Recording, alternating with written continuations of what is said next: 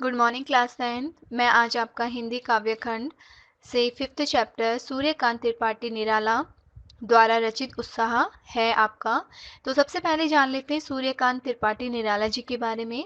निराला जी छायावाद के कवि माने जाते हैं। इनका जन्म आपका हुआ था पश्चिमी बंगाल के मेदिनीपुर जिले की महिसादल रियासत में सन 1899 में इनका जन्म हुआ था। इनके पिताजी का नाम पंडित राम सराय त्रिपाठी था, जो कि एक महिषा दल में एक अच्छे पद पर कार्यरत थे।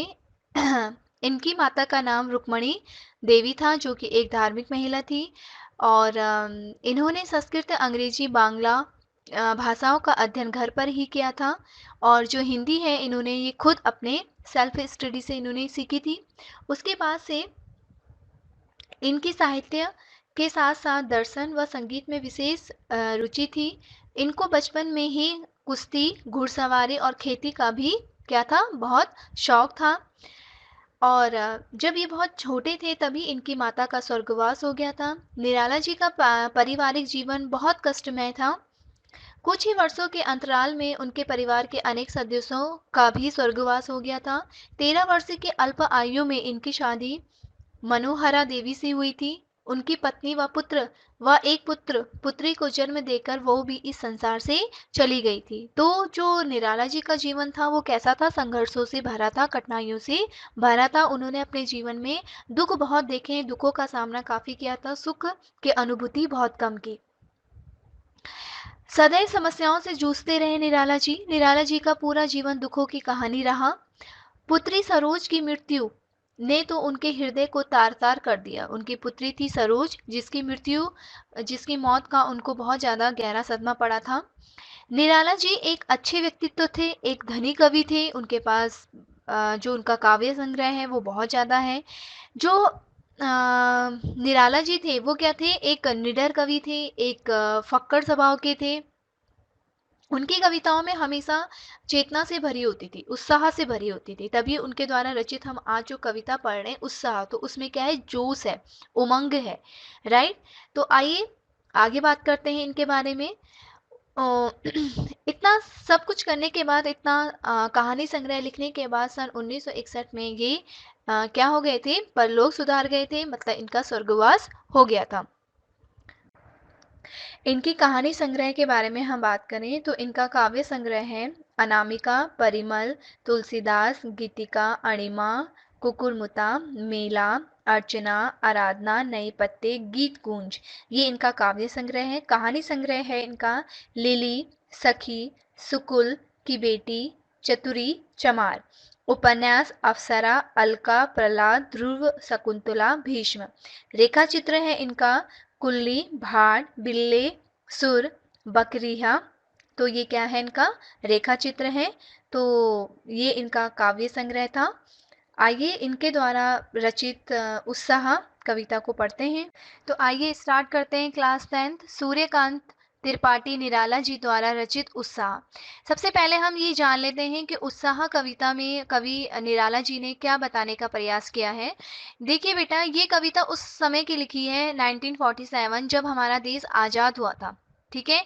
उस समय क्या था कि लोगों, ऐसा नहीं है कि सिर्फ महात्मा गांधी, सुभाष चंद्र बोस, तिलक जी है, जितने भी हमारे स्वतंत्रता सेनानी हैं, इनका ही हमारे देश को आज़ाद कराने में सहयोग रहा है। बल्कि हमारे जो राइटर हैं, जैसे रविन्द्रनाथ टैगोर हो गए, सूर्यकांत त्रिपाठी निराला जी हो गए, और भी जो राइटर है इनका भी उतना ही सहयोग है। कैसे, ये ऐसी कविताएं लिखते थे जिसे पढ़कर नव युवकों के मन में क्या आए, जोश आए, उमंग भर जाए, क्रांति की भावना भर जाए, जिससे कि वो भी क्या करें, स्वतंत्रता के आंदोलन में भाग ले। राइट। तो उत्साह, उत्साह जो है सूर्यकांत त्रिपाठी ने कविता इसीलिए लिखी क्योंकि इसको पढ़कर जो नव युवक हैं उनके अंदर क्या आ जाए, उत्साह आ जाए, उमंग आ जाए, और अपने देश के प्रति वो क्या कर सके, देशभक्ति की भावना उनके अंदर आ सके, वो भी स्वतंत्रता के आंदोलन में हिस्सा ले सके। तो आया समझ में क्लास 10th।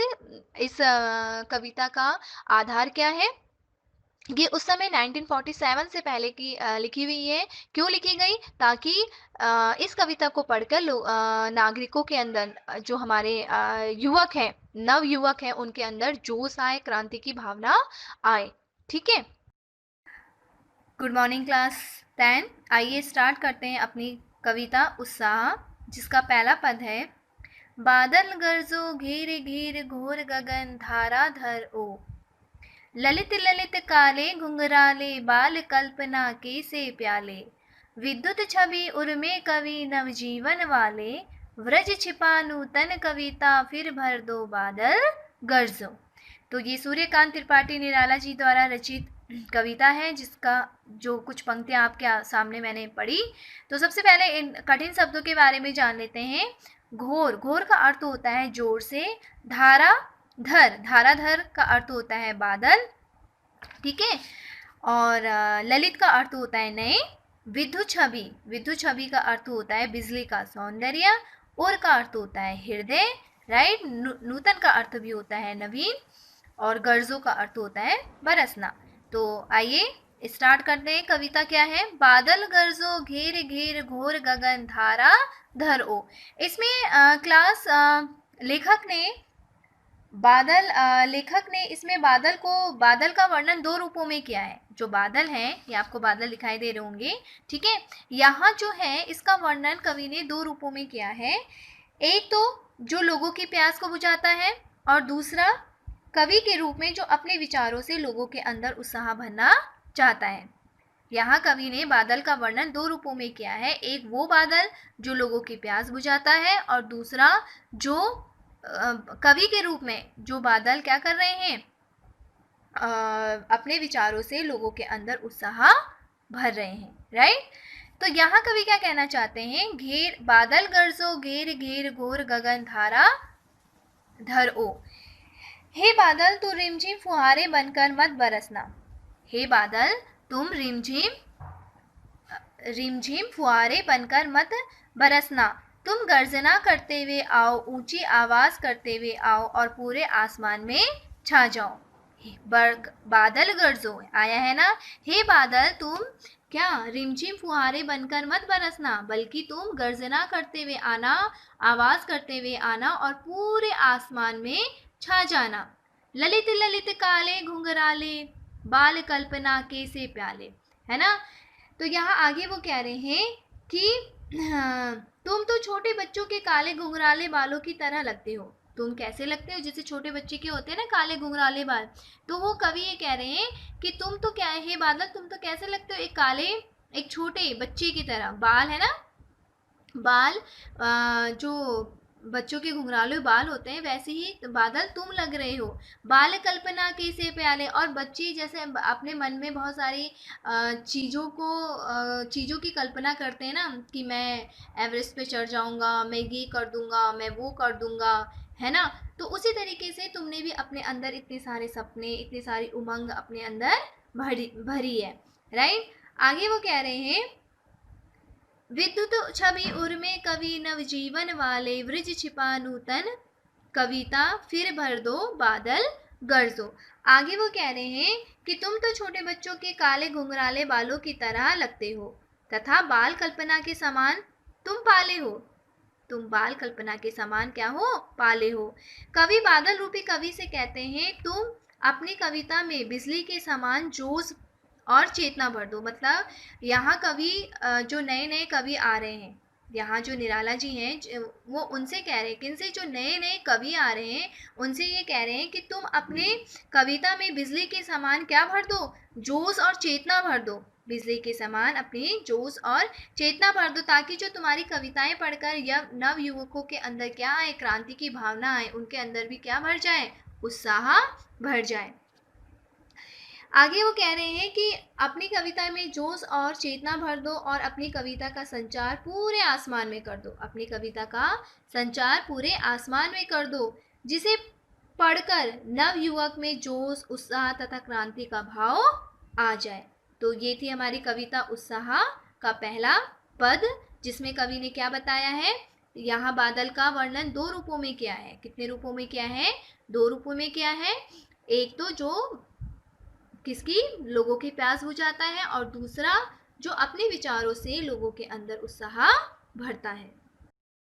आइए क्लास सेकंड है आपका, विकल विकल उन्मन थे उन्मन विश्व के निदाग के सकल जन, आए अज्ञात दिशा से अनंत के घन, तृप्त धरा जल से फिर शीतल कर दो बादल गरजो। यहाँ व्याकुल का विकल का अर्थ होता है व्याकुल, परेशान होना। उन्मन का अर्थ होता है कहीं मन न टिकने की स्थिति। निदात का अर्थ होता है आपका गर्मी, और सकल का अर्थ होता है सब। घन का अर्थ होता है बादल।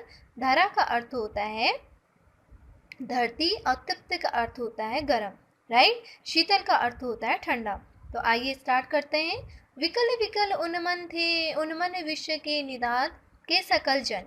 यहाँ निराला जी कहते हैं कि संसार के सभी लोग गर्मी से क्या है, व्याकुल है, परेशान है, राइट। तो हे बादल, तुम आओ, घूम घूम करके आओ और बरस जाओ, ठीक है। बरसने के बाद इसी जो धरती गर्मी से परेशान हो रही है उसे क्या कर दो, शीतल कर दो। आए अज्ञात दिशा के अनंत के घन। जो अज्ञात दिशा, किसे कहते हैं अज्ञात दिशा, जिस दिशा का कोई नाम नहीं होता है, कुछ पता नहीं होता है। तो जो बादल होते हैं वो अज्ञात दिशा से आते हैं, आपके पूरब से भी आ जाते हैं, पश्चिम से भी आ जाते हैं, कहीं से भी आ जाते हैं और कभी भी आ जाते हैं। ऐसा नहीं है कि सुबह आसमान साफ है तो शाम तक साफ ही रहेगा, नहीं, है ना। तो इसीलिए निराला जी कहते हैं कि ये जो अज्ञात बादल हैं ये किसी भी दिशा से आ जाते हैं। तृप्त धरा जल से फिर शीतल कर दो बादल गरजो। तो मतलब क्या है, बादल, हे बादल, तुम अज्ञात दिशा से आना, और ये जो धरती है जो गर्मी से परेशान हो रही है, व्याकुल हो रही है, इसको तुम क्या करना, पानी बरसाना। और पानी बरसाने से क्या हो जाएगा, ये धरती शीतल हो जाएगी, ठंडक हो जाएगी, राइट। दूसरी तरफ इस कविता के माध्यम से कवि क्या कहना चाहते हैं, इन पंक्तियों के माध्यम से उन लोगों को प्रेरित करना चाहते हैं, किन लोगों को, जो सोए हुए हैं, है ना, जो आलस्य में डूबे हुए हैं, उन लोगों को जगाना चाहते हैं कि जागो और अपने अंदर क्या भरो, जोश भरो, उमंग भरो, क्रांति की भावना लेके आओ और अपने देश के लिए, अपने देश की स्वतंत्रता के लिए जागरूक हो जाओ। तो इन पंक्तियों के माध्यम से लेखक ये भी कहना चाहते हैं, व्यक्तियों को जगाना चाहते हैं, उनके अंदर जोश और चेतना भरना चाहते हैं।